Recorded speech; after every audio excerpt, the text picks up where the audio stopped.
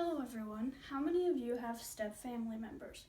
Today I'm going to tell you about my step family and our struggles of moving in together and becoming a step family.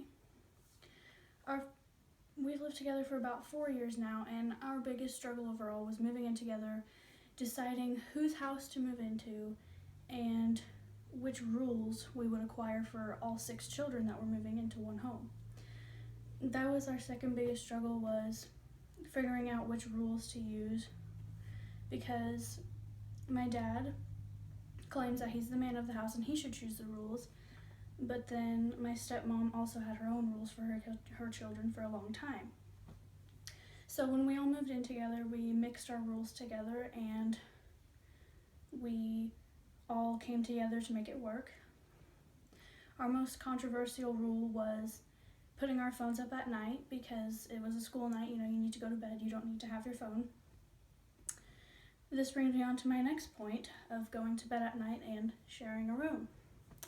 When my step-siblings moved in, I had to share a room with my stepsister, Lexi. This brought on a lot of problems because your clothes get mixed together, your stuff gets mixed together, and you have to split the room in half, which is difficult depending on how the house is built. Well, in the end of it, I actually ended up with a smaller part of my own room, and that was a very hard thing to deal with and very irritating. But we dealt with it and we got through it together. The best thing I believe about having your stepfamily move in is the bonds that you build together. At first, I was very pessimistic, I guess, against having new people move in, because I'm a person that doesn't necessarily like change, so that was hard for me. But over time, I've developed one of the best friendships that I've ever had with my stepsister Aurora, so that has become a big part of my life now, and it's helped me through a lot of things. So not everything about having stepfamily is bad.